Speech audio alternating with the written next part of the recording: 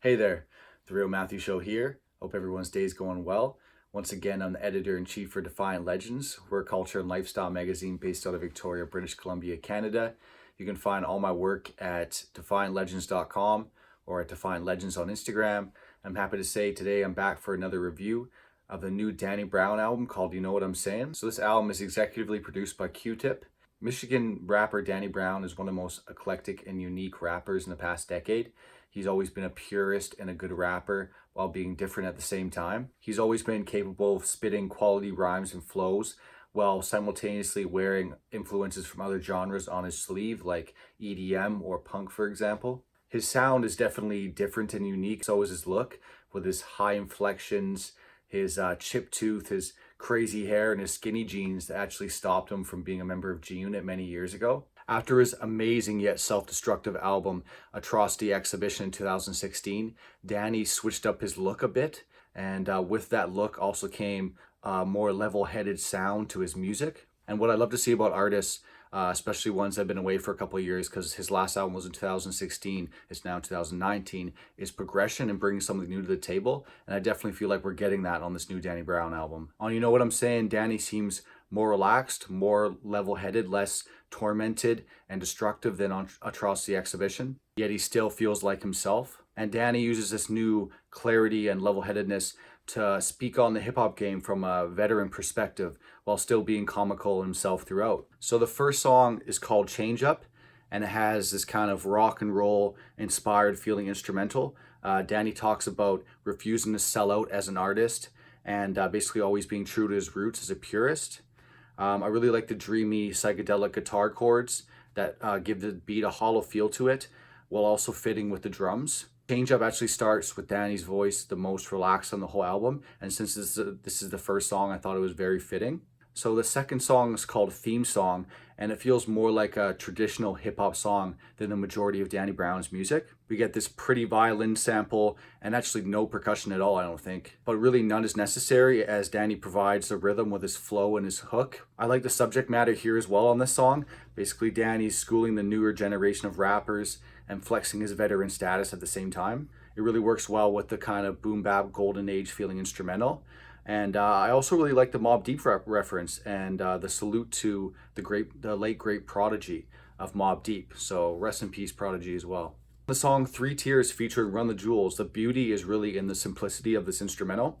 It's basically a kick drum, a tambourine, and a few organ chords, but it keeps a great rhythm, and it's actually really fun to hear how each rapper flows to it. Every verse is good, but I love Danny's line when he says, "Every day another episode, I'm just trying to hear the beat like a stethoscope." But out of all the verses, Danny's verse, LP's verse, and Killer Mike's verse, I probably have to say my favorite verse is LP's, just for his punchlines. Lines like, "Death is on my coach, and I'm telling him jokes, stalling him. Plus I offer one of my smokes, and he smoked all of them." So he had a lot of funny lines on this song, probably stands out the most out of all the verses. You can really hear the chemistry between Danny Brown and Run the Jewels. They've been working together for a while, and this is a different feeling song from the majority of the stuff they do. It's a little bit of a more skeletal beat, you could say, than the majority of the other stuff they've done, which is a little faster, a little heavier. But I really like this. It shows you the chemistry between these three. So the song Belly of the Beast is also one of my favorite songs in the album.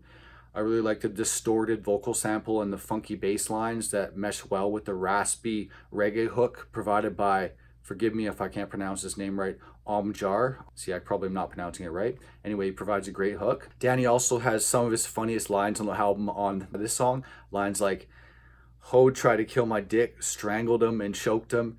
After she was done, I looked down on my penis like she really ain't mean it." So the song Best Life is another one of my favorite songs, but it's definitely one of the more accessible songs on the whole album, and it has one of the simplest hooks.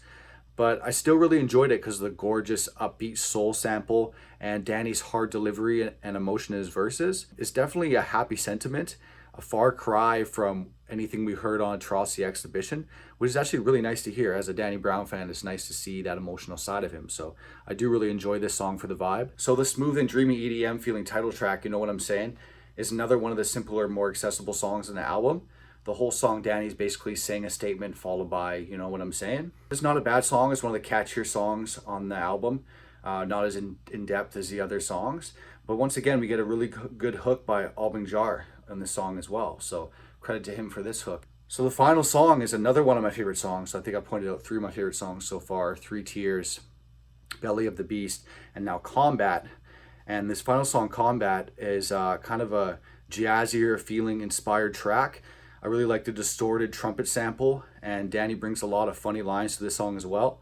Lines like, "The Henny got me wetter than whale piss. I'll die for this shit like Elvis," because Elvis died in the shitter. So this song is also the only feature we get from Q-Tip, the executive producer, and he also provides some rapping and singing in the hook of this song as well, which I really liked. And I think Consequence as well is involved in this. So the only vocals or feature we're hearing from Q-Tip on this album other than his production, which I really like as well. I really like the whole vibe of this song, Combat. And yeah, overall, I think this is a good album. I like the way that Danny's progressed and brings something new to the table sonically and emotionally, yet he still brings his signature traits that we've came to know and love by him, like his funny lines, his inflections in his voice, his flow, his ad-libs in the background, everything they did before, but he's kind of coming out of that dark hole that was Atrocity Exhibition and moving towards a more centered side of himself, you could say.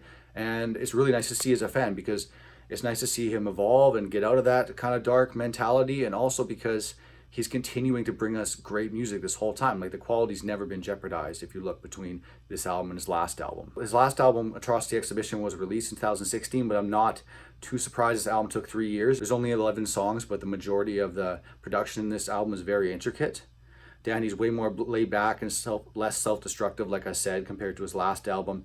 And he really falls back on his hip-hop purist roots by staying consistent with good rhyming and flows. Of course, I did find some of the songs, like I said, to be a little simpler, less layered, or more accessible, like Best Life or the title track, You Know What I'm Saying. Some of the songs don't have as much raw emotion and energy as we got on some of his previous work. But still, after 3 years and Danny growing as a person and continuing to evolve, it feels like he hasn't lost a step, and I really like this album.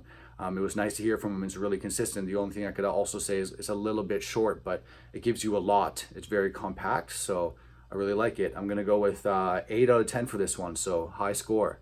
Thanks a lot for listening. I'll be coming out with more videos again soon, doing some more reviews, doing some other stuff. And yeah, have a good day. Definitely check out this Danny Brown album. It's really good. It's really intricate. Like I said, 8 out of 10 is a high score, so it's a good album, very quality. Check it out. Peace.